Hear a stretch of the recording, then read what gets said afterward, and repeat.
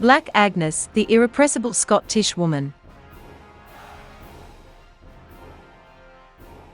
The conflict between England and Scotland had been going on for several decades. The English had suffered many heavy defeats. But in 1338, under the command of the Earl of Salisbury, they returned to Scotland, determined to defeat the Scots once and for all. After capturing the town of Berwick, the Earl and his army marched to Dunbar Castle, a mighty fortress standing between them and further conquest. On the evening before the attack, the Earl of Salisbury stood before his men and spoke in a powerful voice. "Victory over the Scots is within our grasp. We attack at dawn. The conquest of the castle will not be difficult, for its lord, Patrick Dunbar, is fighting far in the north with his army. His wife and a few household guards are all that stand in our way." As the soldiers retired to their tents, the Earl stood alone, gazing at the castle. It stood tall and unyielding, an imposing stronghold of stone.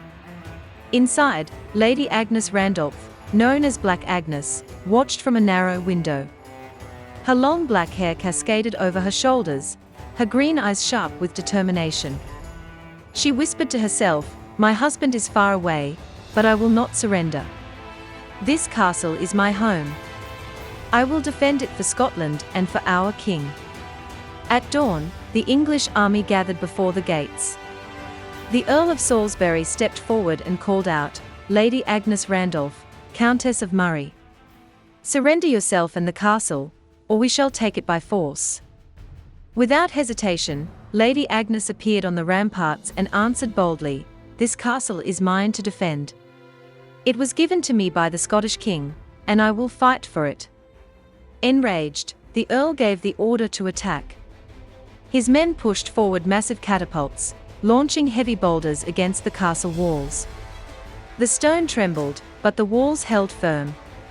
Between the bombardments, Lady Agnes and her maids appeared on the ramparts in their finest dresses.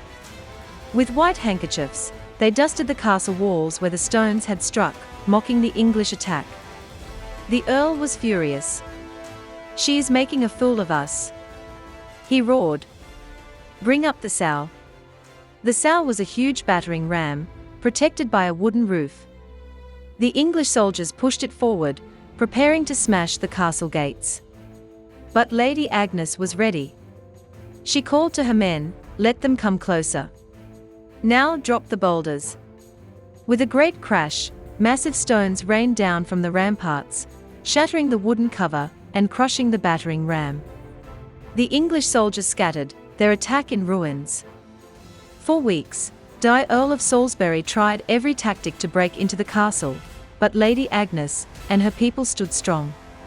The siege dragged on from winter into spring. Inside the castle, food supplies dwindled.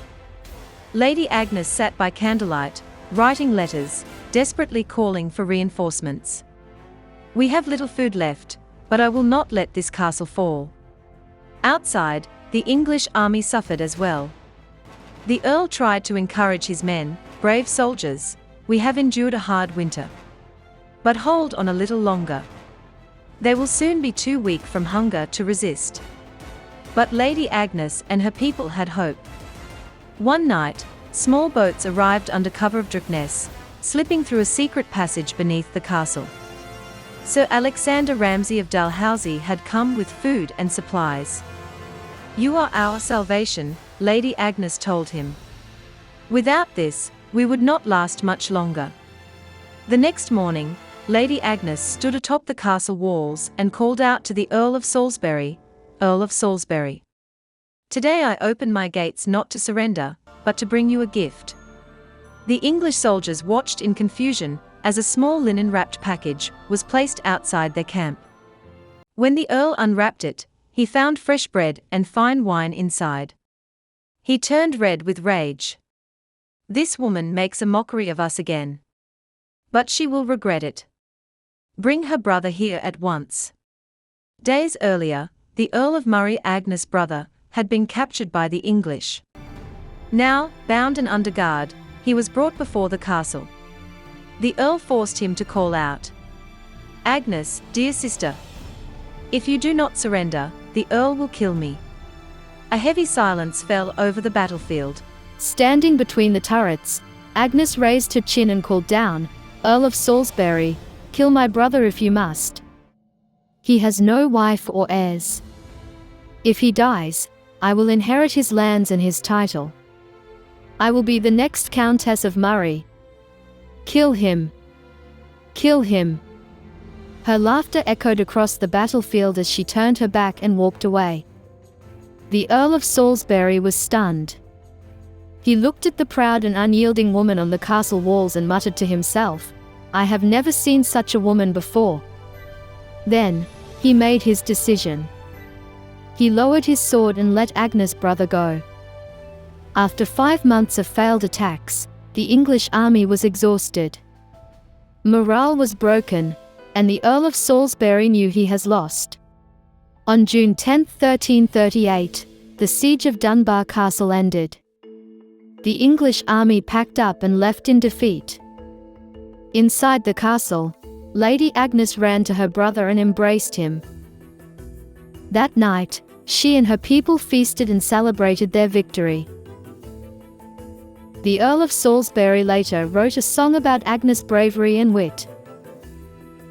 Today, Lady Agnes Randolph is remembered in Scotland as a true heroine, Black Agnes, the woman who defied an army,